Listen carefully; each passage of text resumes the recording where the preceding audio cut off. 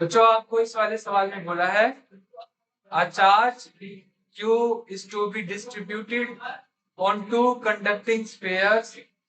What should be the value of the charge on the sphere so that the repulsive force between them is maximum when they are placed at fixed distance from each other? आइए बेटा, ये सवाल थोड़ा सा आपका नया है, ठीक है? आपको पेज नंबर 36 में जो दिख रहा है बेटा, इस सवाल के अंदर आपसे जो बोला गया वो क्या है समझेंगे एक बार। एक क्यू चार्ज है, उसको दो अलग अलग स्फीयर पे बांटा गया है, डिस्ट्रीब्यूट किया गया है, ठीक है? डिस्ट्रीब्यूट करने के बाद आपसे बोला है उनका डिस्ट्रीब्यूशन कुछ इस तरीके से होना चाहिए कि जो फोर्स लग रहा है ना डिस्ट्रीब्यूशन के बाद उन दोनों में, वो एक दूसरे के ऊपर जो फोर्स लगाएं कैसा लगाएं, मैक्सिमम। वो फोर्स कैसा हो, मैक्सिमम। बेटा ये पहले हम देसी हिसाब किताब से समझते हैं क्या है। बेटा आप लोगों को पता है ना कि मान लो ये 10 कूलम का चार्ज होता, अगर जो मैं इसको डिस्ट्रीब्यूट करूंगा तो कैसा होगा, 1 कूलम 9 कूलम ऐसा होगा, या फिर 2 कूलम और 8 कूलम ऐसा होगा कि नहीं होगा? डिस्ट्रीब्यूशन में ऐसे ही होगा कि दोनों को एक कुछ टुकड़ा होगा, एक पार्ट कुछ होगा, एक पार्ट कुछ होगा, है ना? लेकिन दोनों का टोटल कितना होगा, 10 कूलम। इसमें कोई डाउट है हम लोग को? आइए बेटा ध्यान से, जैसे हिसाब किताब से कैसे समझेंगे बेटा। फोर्स का फॉर्मूला आप सभी लोग जानते हो, क्या होता है, ये Q1। बेटा ये फॉर्मूला आता है, सभी को पता है। आपसे बोला गया है इस हिसाब से डिस्ट्रीब्यूट करो कि दोनों के बीच का फोर्स क्या हो, दोनों के बीच का फोर्स मैक्सिमम। तो बेटा आप एक बात बताइए, यही जैसे 10 कूलम चार्ज था, मैं अगर जो 1 और 9 में बांटता तो आपको पता है दोनों को मल्टीप्लाई करके फॉर्मूले में आता है आपका, दोनों को मल्टीप्लीकेशन कितना होता, 9, इन दोनों का कितना होता, 16। ज्यादा फोर्स इन दोनों के बीच में लगता या इन दोनों के बीच में लगता, नीचे वाले की बीच। और ज्यादा डिस्ट्रीब्यूट करके देखते हैं, 3 कूलम और ये 7 कूलम, अब कितना हो जाएगा, 21 कूलम किया। ये और ज्यादा फोर्स लगाएंगे एक दूसरे, यस, 4 कूलम 6 कूलम, तो क्या होगा 24। 5 कूलम और 5 कूलम, ये क्या होगा 25। इसके बाद दोबारा यहाँ 6, यहाँ 4, 7, 3 कई बार, है ना? कहने का मतलब ये है कि जब बिल्कुल बराबर बराबर बांटा तो ये फोर्स क्या था इनके बीच का, इसमें कोई डाउट है? मतलब बराबर बराबर पार्ट में डिस्ट्रीब्यूट करेंगे तो वो फोर्स मैक्सिमम होगा। तो बेटा सीधा तरीका है इसको समझने का, आपका जो क्यू चार्ज है उसको किन दो पार्ट्स में डिस्ट्रीब्यूट करें तो फोर्स मैक्सिमम हो, तो क्या बोलोगे, क्या बोलोगे फिर? वेरी गुड, क्या बोलेंगे, Q/2 और Q/2 बराबर बराबर पार्ट में बांटेंगे तभी इन दोनों का जो मल्टीप्लीकेशन होगा क्या, और उससे हमारा फोर्स भी समझ में आया, नहीं आया, थोड़ा आया समझ में, है ना? पूरा आया है पक्का? अच्छा अब इसको हम समझते हैं भाई अपना थ्योरेटिकल हिसाब किताब से, कि भाई इसको आपका पेपर में आ गया 2 नंबर 3 नंबर का तो कैसे करें, ये वाला हिसाब किताब समझते हैं, है ना? बच्चों आप लोग एक चीज समझिए, आप मान लीजिए इस क्यू चार्ज को एक पार्ट है x, तो दूसरा पार्ट कितना होगा उसका क्यू चार्ज का, क्या, वेरी गुड, क्या बोला, Q माइनस x। बेटा कूलम्ब फोर्स लगाएंगे तो फोर्स की वैल्यू क्या होगी, K, हाँ Q1 क्या है यहाँ पे x और Q माइनस x और अपॉन में r²। एग्री करते हो सभी चीज से?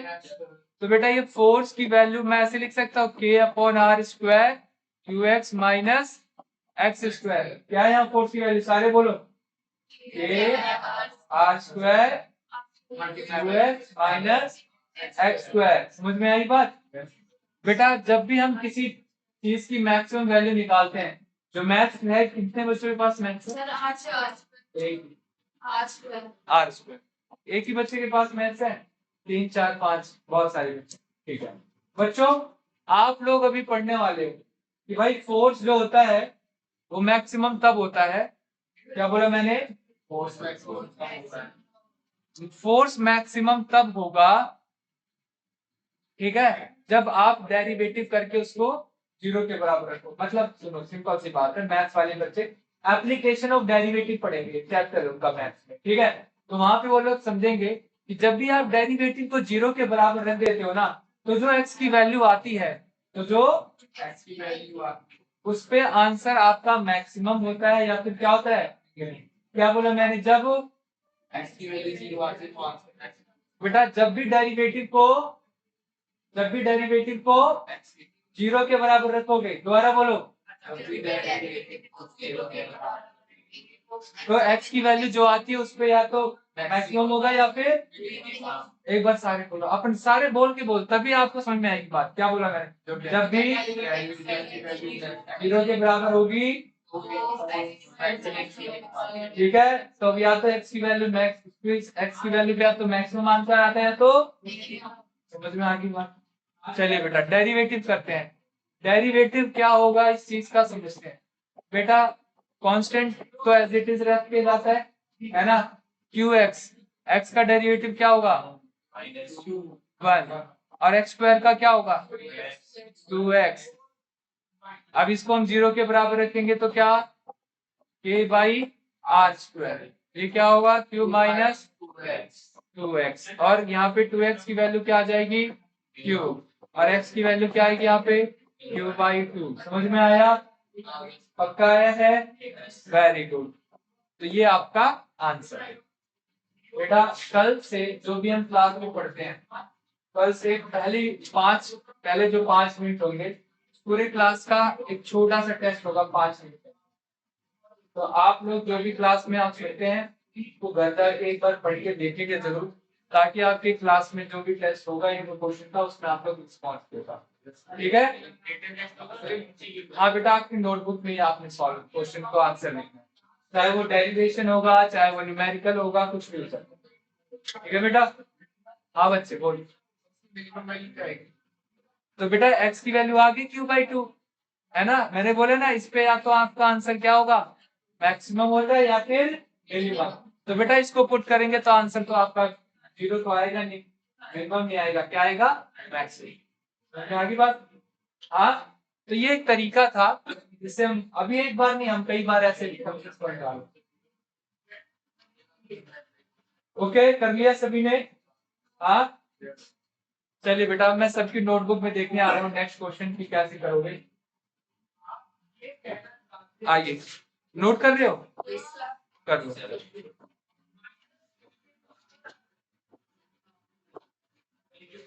आइए बेटा, हर एक बच्चे से पर्सनली जाके पूछूंगा इस सवाल को, जो नोट करके उनको टाइम दूंगा, बाकी सबसे बारी बारी से पेज नंबर 37 वाला क्वेश्चन पढ़ो।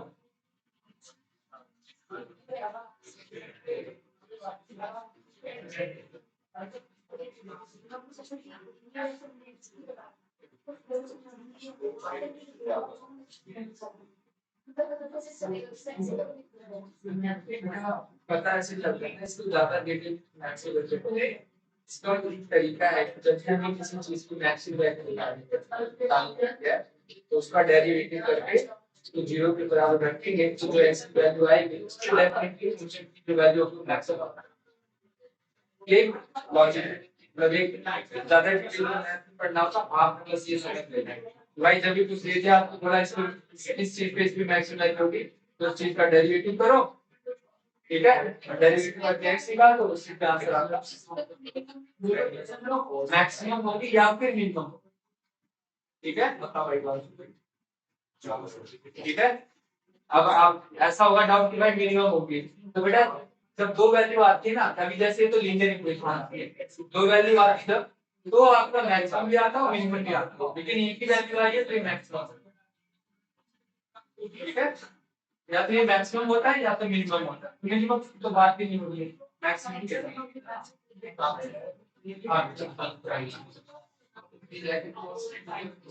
बड़ा लोग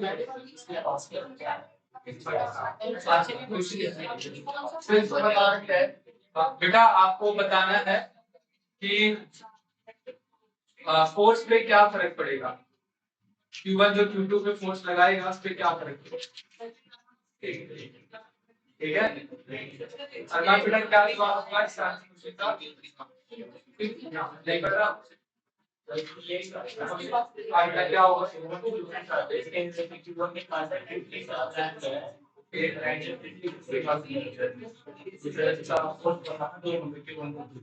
हाँ बेटा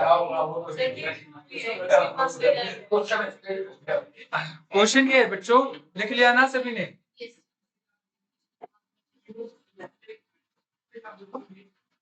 देखो क्वेश्चन ये पूछा हुआ है कि भाई एक पॉइंट चार्ज है Q1, वो फोर्स लगा रहा है किसके ऊपर? एक सेकंड चार्ज Q2। लॉजिकल है भाई, चार्ज है तो चार्ज, एक चार्ज दूसरे पे तो फोर्स लगाता है। ऐसा होता है क्या कि चार चार्ज पे फोर्स ना लगाएगा? अब क्या बोला है, third charge Q3 is brought near, एक तीसरा चार्ज लाया गया पास में, लेकर आ गया। फिर आपसे बोला है the electric force on Q1 accepted on Q2, जो Q1 Q2 पे फोर्स लगाएगा, ठीक है बेटा, जिससे पूछूंगा वो बताना, बारी बारी से हर एक बच्चे के ऊपर हिस्से में एक सवाल आएगा तो सबको मौका मिलेगा। तो बेटा पहले गोविंद, Q1 जो Q2 पे फोर्स लगाएगा, इस चार्ज के आने पे क्या फर्क पड़ेगा उस फोर्स में? वो फोर्स बढ़ जाएगी या घट जाएगी या क्या होगा? पहले ये नहीं था तो सिर्फ Q1 फोर्स लगा रहा था Q2 पे, अब ये भी आया है तो बताओ इस पे लगने वाला फोर्स बढ़ जाए, ये जो फोर्स इस पे लगा रहा है वो फोर्स इसके कारण जो लग रहा है वो बढ़ जाएगा या घट जाएगा? इसका आंसर है घट जाएगा। हाँ बेटा, कुछ नहीं होगा बेटा, घट जाएगा। कार्तिक, नहीं बढ़ेगा, नहीं घटेगा, क्या होगा? हाँ घट जाएगा। हाँ बेटे, बढ़ेगा। हाँ कम होगा, घट जाएगा, घट जाएगा, सेम रहेगा। बेटा सेम वाले कितने बच्चे थे? दो बच्चे, दो ही बच्चों का आंसर सही है, सेम रहेगा बेटा। आपको मैंने ये बताया था, सुनो बेटा, मैंने आपको एक बार पढ़ाया था जिसमें मैंने बोला था मान लो ये Q1 ये Q2 है, कोई चीज लाके बीच में रख दी, तो बेटा ये जो फोर्स इसके ऊपर लगाएगा ना वो फोर्स नहीं बदलेगा, नेट फोर्स बदलेगा। कौन बदलेगा? Net force. नहीं, Q2 पे पूछ रहा था, force of Q2 executed on, आगे बात समझ में? Remains unchanged. आइए नेक्स्ट क्वेश्चन, ये बेटा करिए बस, इसमें मैं अब आंसर देखूंगा कार्तिक का। कार्तिक बेटा आंसर दिखा दीजिए, 1 मिनट का समय है।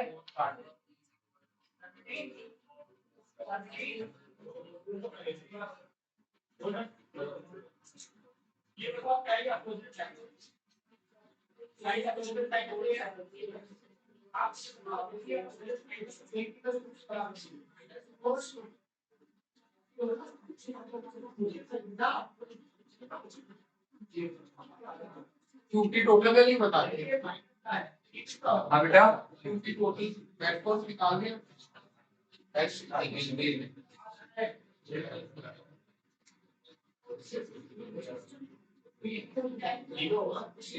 स्मॉल q की वैल्यू बतानी है आपको।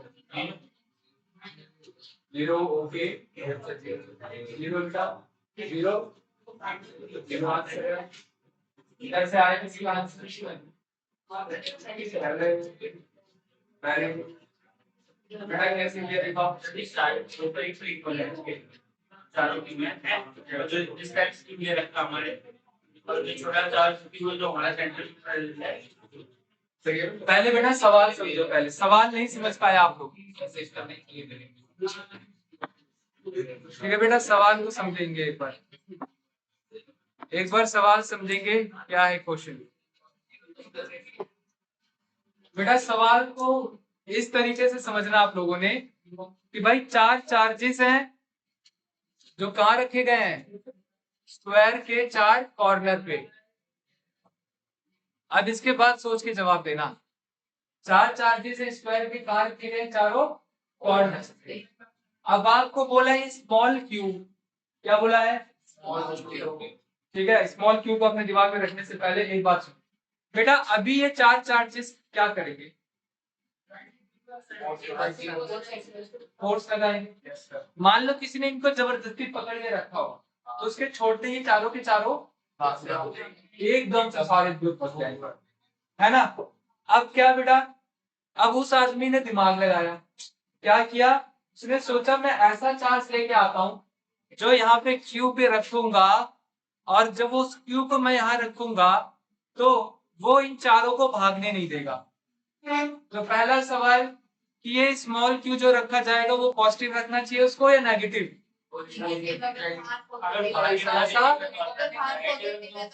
वेरी गुड, यहाँ पॉजिटिव रख दोगे तब तो और ज्यादा तेजी से भागेंगे, है ना? तो कैसा रखेगा यहाँ पे वो चार्ज?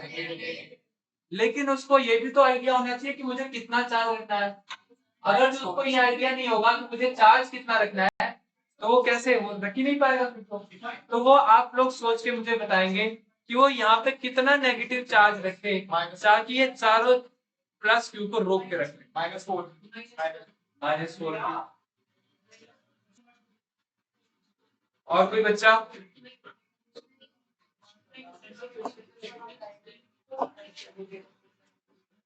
हाँ बच्चों,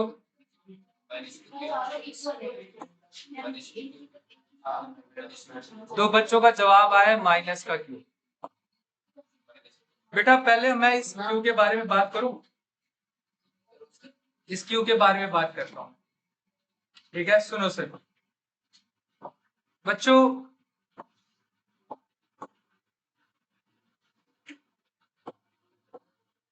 हाँ तो क्लास पहले आप ये समझिए बेटा, ये प्लस का चार्ज इस प्लस क्यू को क्या करेगा? किधर करेगा रिपेल? एग्री करते सभी पास? ये प्लस का चार्ज इसको क्या करेगा? वो किस तरफ करेगा? और ये प्लस का चार्ज भी इसको क्या करेगा? और ये किस तरफ करेगा? नहीं आई बात समझ में? बेटा ये तीनों मिलकर इसको क्या कर रहे हैं? इसके ऊपर जुलूम डाल रहे हैं, इस अकेले के ऊपर क्या लगा रहे हैं तीनों मिलकर। लेकिन अच्छी बात ये है, ये भी इन तीनों के साथ मिलकर किस पे लगा रहे हैं फोर्स? इस पे। और ये तीनों इस पे और ये तीनों इस पे, सारे एक जैसा काम कर रहे हैं, है ना? अब इस माइनस क्यू ने क्या किया होगा समझो सब, इन तीनों ने मिलके जो काम किया है, इन तीनों चार्जेस ने जो इसको रिपेल किया है, इस अकेले ने क्या किया यहाँ पर? ऑपोजिट डायरेक्शन में फोर्स लगाकर, लेकिन उसको इतना फोर्स लगाना है जितना इन तीनों ने मिलकर लगाया है। वो इतना फोर्स लगाएगा कि वो क्या करता है? कैंसिल आउट करेगा। क्या कर जाए? मेरी बात समझ में आई कि नहीं आई? थोड़ी आई है, पूरी आई है? पूरी आई है, ठीक है। अब मुझे बताओ ये वाला डिस्टेंस हम कितना माने? ये वाला डिस्टेंस हम मान लेते हैं ए, सारे ये ही होंगे, कोई दिक्कत तो नहीं है इसमें। तो बेटा ये वाला चार्ज इसके ऊपर जो फोर्स लगाएगा उसकी वैल्यू के, बोलो जल्दी से, Q1 Q2 Q square upon A square. ये वाला कितना लगाएगा?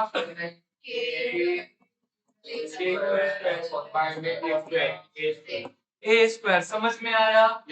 थोड़ा आया? पूरा आया? अच्छा बेटा, आप लोगों ने कल ही सीखा था कि दो चार्ज, दो फोर्स अगर जो 90 डिग्री पे लगे तो उनका जो नेट फोर्स आप निकालते हो √F1 square F2 square 2F1 F2 cos 90 degree से, वो कितना आया था कल वाले केस में? वो फोर्स वो आया था बच्चों √2F। ये बात याद है क्या सभी को? याद है क्या सभी को? हाँ, नेट फोर्स कितना आया था कल? यही आया था बच्चों। अच्छा, लेकिन आपको पता है √2F का साथ कौन दे रहा है? ये वाला चार्ज, क्योंकि इसकी भी डायरेक्शन किधर है? उसी तरफ है ना? तो आपने बोला था भाई सर अगर जो टोटल फोर्स निकालना है तो क्या करना पड़ेगा? उस √2F वाले को हमें प्लस करना पड़ेगा जो फोर्स ये वाला कैपिटल क्यू लगा है ना? तो √2F वाले के साथ प्लस होगा ये जो इस पे फोर्स लगाएगा, जो कि क्या होगा एक बार सभी बताएंगे? कौन सा? ये वाला चार्ज, ठीक है? ये वाला चार्ज जो इसके ऊपर फोर्स लगाएगा कितना होगा, के क्यू स्क्वायर। वेरी गुड, क्या लगाएगा, क्या लगाएगा, क्यू स्क्वायर। पता चल गया क्यों, क्योंकि इनके बीच का डिस्टेंस जो होगा √2a होगा। ये कल आपने किया था क्वेश्चन, इसमें हमने ये देखा था कि स्क्वायर के चारों कॉर्नर्स पे चार्ज रखे थे, तो एक चार्ज पे जो फोर्स लगता है, ठीक है, किसी एक चार्ज पे, वो क्या होता है, इन दोनों का रिजल्टेंट प्लस में जो ये तीसरा चार्ज लगाता है, तो इन दोनों का रिजल्टेंट तो ये होगा, है ना, और वो तीसरा चार्ज कौन सा है, के Q square by 2a square, और ये जो दोनों का रिजल्टेंट आया था √2f, f जो कि क्या है, के Q square by a square, और ये क्या है, के Q square by 2a square. हाँ बोलो, अब बोलो, बताओ, आया है, हाँ आया है समझ में, हाँ, -4 क्यों आंसर होगा, -4 क्यों आंसर होगा, कैसे पता चलेगा क्या आंसर होगा, इसको, ये फोर्स हमारा किसके बराबर लगना चाहिए, बताओ, जो ये माइनस का क्यू लगा रहे हैं, माइनस का क्यू, इस कैपिटल क्यू पे फोर्स क्या लगाएगा, जल्दी बताओ, जल्दी बताओ भाई, के Q, small Q capital Q, small Q upon में आर कितना है, वेरी गुड, ये यहाँ से ये पूरा √2a था, तो यहाँ से यहाँ तक का समझ में आया क्यों, आया है, आया है, ठीक है, a बाई √2 का स्क्वायर। अब निकालो स्मॉल क्यू की वैल्यू, चलो आगे चलो, आगे सॉल्व करके स्मॉल क्यू की वैल्यू बताओ।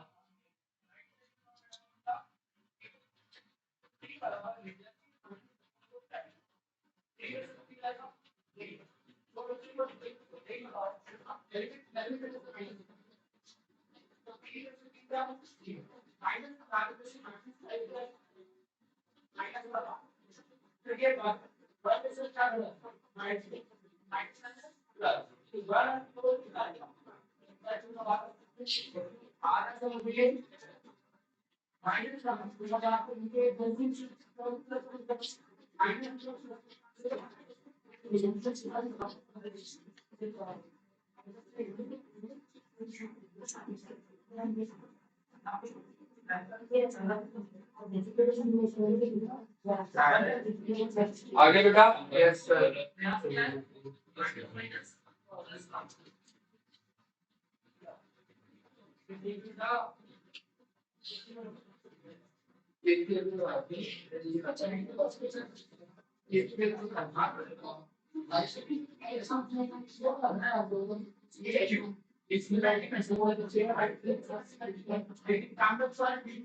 हो गया बच्चों, यस सर हो गया।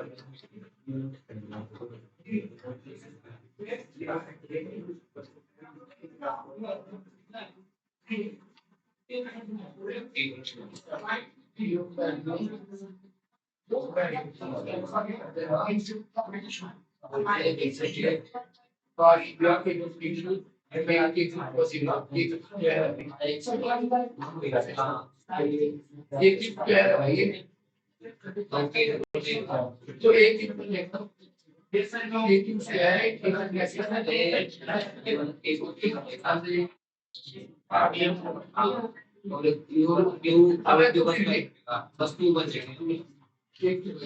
हो गया क्लास, बहुत बढ़िया। चलिए बेटा, एक छोटा सा आपका टेस्ट है, एक बार सभी बताएंगे, हर एक बच्चे के लिए एक ही सवाल है बेटा, 9 बच्चे हैं, मैं 9 बच्चों का आंसर, हाँ बेटा सही है तुमने जो निकाला, क्या क्या है,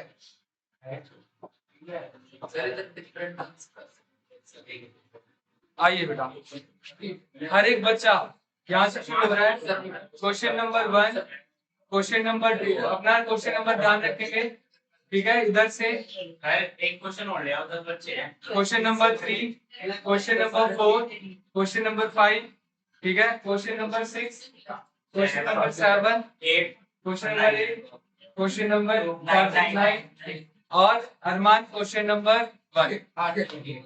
करिए बेटा।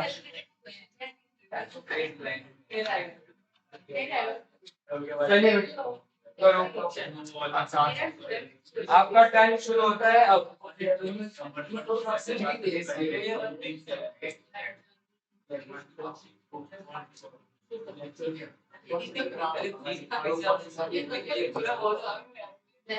सर इसका तो सर है तो नहीं कराया।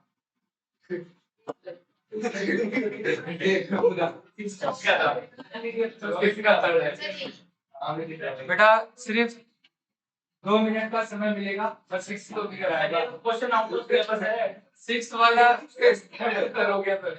नहीं ये क्लास वाला क्वेश्चन आउट ऑफ सिलेबस है। क्लास करेंगे आप लोग। आउट ऑफ सिलेबस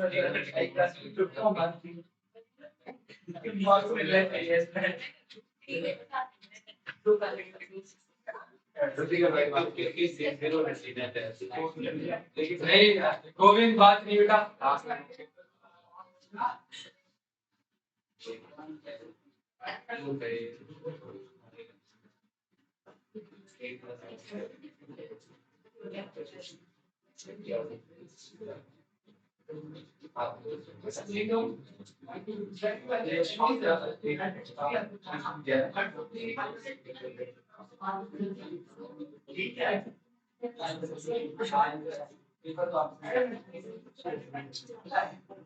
मैं आपकी बात किया।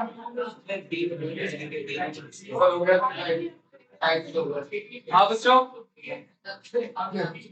आ गया आंसर? यस सर आ गया। कर लिया सभी ने?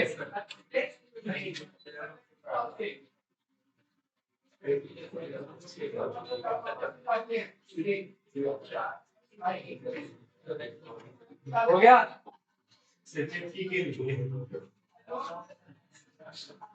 हाँ बेटा, मैं बोलूंगा इस बच्चे से वो अपना मुझे आंसर बताएगा, ठीक है? यस फर्स्ट क्वेश्चन किसके पास था? क्या आंसर है?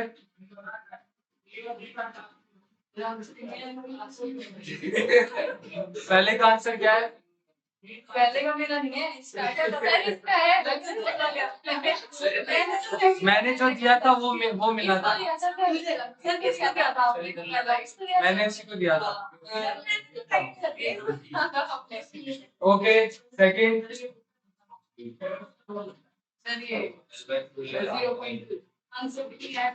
0.2 है सही जवाब। और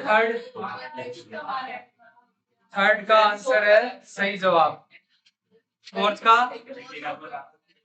वाला फोर्थ का आंसर है गलत। फिफ्थ का आंसर है थर्ड सही जवाब। सिक्स का थर्ड सही जवाब। सेवन का सेकंड गलत जवाब। एट का ऑप्शन में आठ का आंसर क्या बताओ? इनमें से बताओ किसी को। मैच नहीं कर रहा, स्क्वायर ऑफ 4 होता है। चलो अभी बता दो क्या है। इनमें से नहीं है कोई ऑप्शन? गलत जवाब है इसमें से ऑप्शन। कौन सा?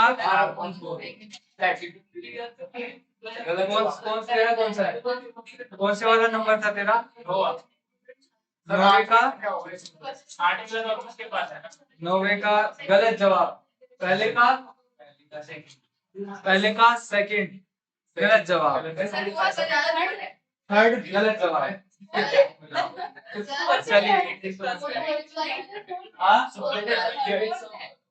चलो कोई नहीं, आप लोग घर के आप जाओगे घर पे ग्रुप में देखोगे आपको मिल जाएगा। नहीं आइए क्लास मेरे काम से बेटा आप घर जाके देखेंगे आपको मिल जाएगा ये।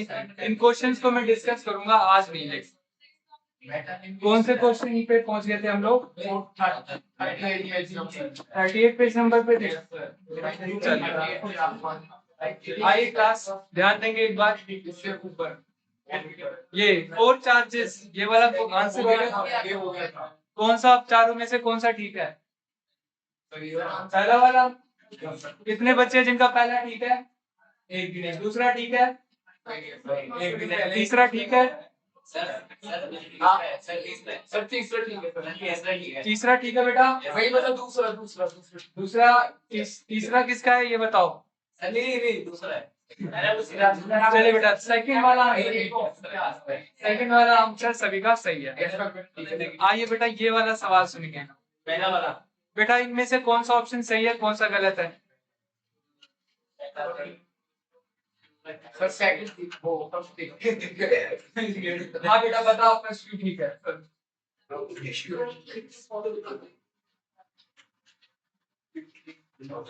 है भाई सेकंड ठीक है, फर्स्ट ठीक है ना? बारात में आए हैं, अभी नाच के चले जाएंगे। हाँ और कोई? सर से जाता है ना, फोर जो लगा रहा है इसका मतलब ये और सुपर 20 सेकंड क्यों है?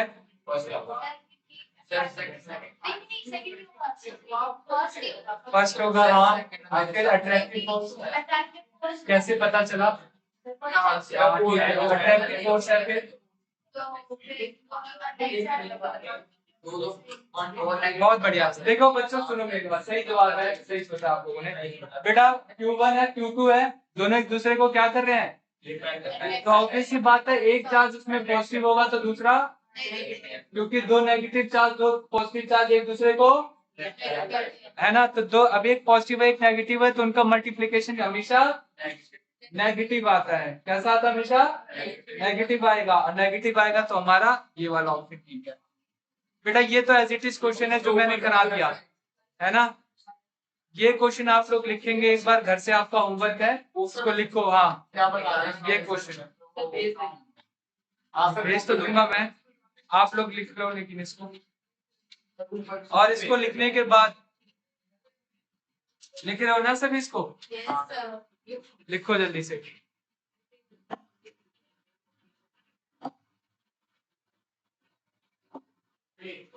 चला गया क्या?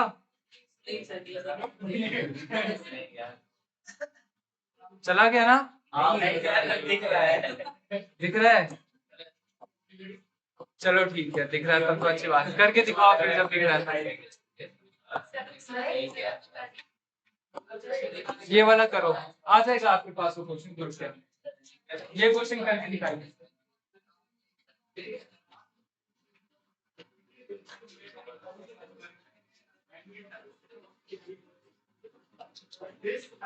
तुम्हारी दोस्त नहीं आ रही क्या हुआ?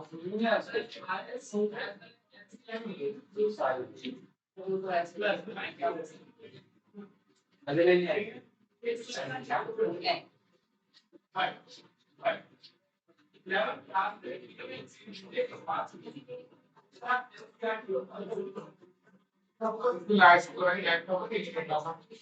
थ्री चार्जेस, एक दो तीन, तीन चार्ज है, तीनों फिक्स है, तीन कॉर्नर एबीसी पे और इक्विलैटरल ट्रायंगल जिनका साइड क्या है 5 सेंटीमीटर, और आपको बताना है सी वाले चार्ज मतलब 10⁻⁷ पे कितना होता है। अच्छा इट्स टू मच इजी। देखते हैं बेटा कौन कौन बच्चा क्या क्या कर रहा है कॉपी में। 2 दिन बहुत ज्यादा शुरू है, यहाँ पे बच्चे तेजी से आगे बढ़ रहे हैं सही जवाब की तरफ। कादरी भी पूरा सही करने की रास्ते पे चल रहा है। Aban is bracketing question here, अच्छे रिजल्ट्स आपके भी दिख रहे हैं, इधर भी ये रिजल्ट्स आपके दिख रहे हैं। यहाँ पे भी काम प्रगति पर है और इधर भी काम प्रगति पर है। वर्क इन प्रोग्रेस चल रहा है काफी सारे बच्चों का।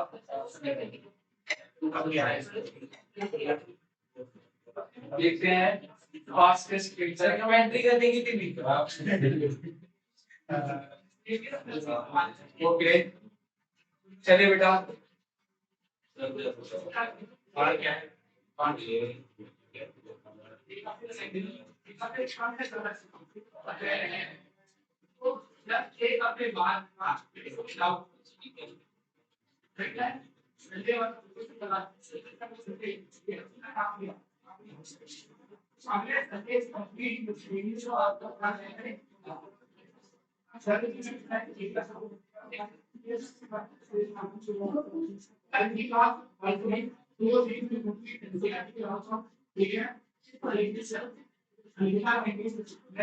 क्या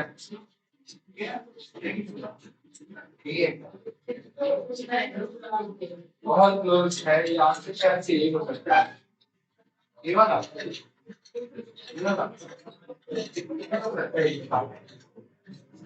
आइए बेटा, बहुत सारे बहादुर बच्चों ने सही जवाब किया है।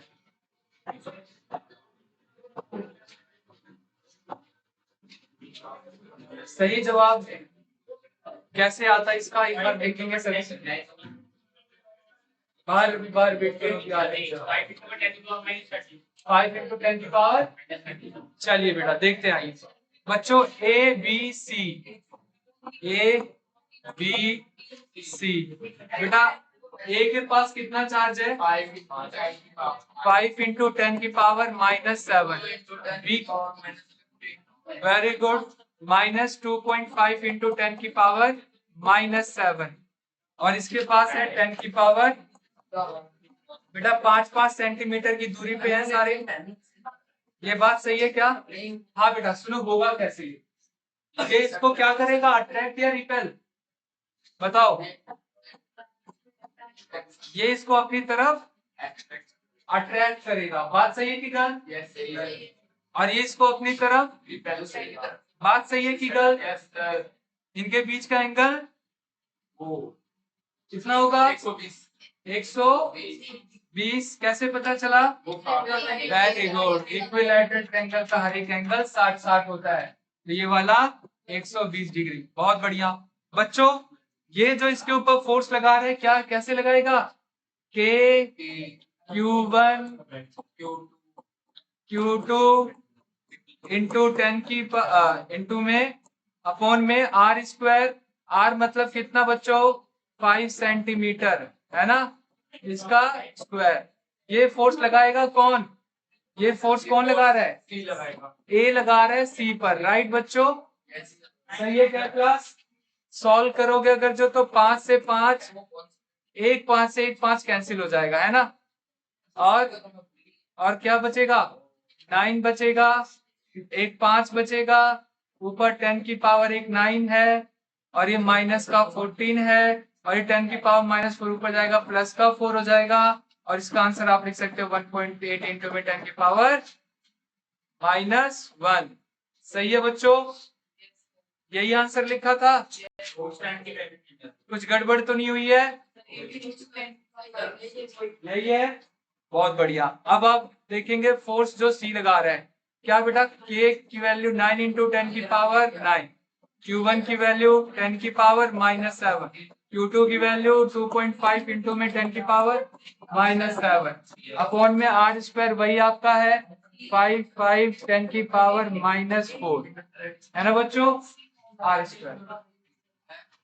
पॉइंट लगा दो, नीचे 10 लगा दो, ये आपके 25 से 25 कैंसिल, क्या बचेगा यहाँ पे 9 मल्टीप्लाई 10 की पावर 9 माइनस का 14 प्लस का 4 माइनस का 1। ऐसा ही आंसर आया क्या या कुछ गड़बड़ आंसर आया? गड़बड़ आया, जो भी गड़बड़ी होगी आप लोग दोनों को सुधार लेना। और नेट फोर्स का फॉर्मूला सभी को पता है ना, क्या होता है? अंडर रूट में A² plus B² plus 2AB cos कितना एंगल 120 डिग्री और कॉस 120 की वैल्यू -1/2 रख के सॉल्व करके आंसर निकाल। ऐसे किया था, ऐसे किया था, वेरी गुड,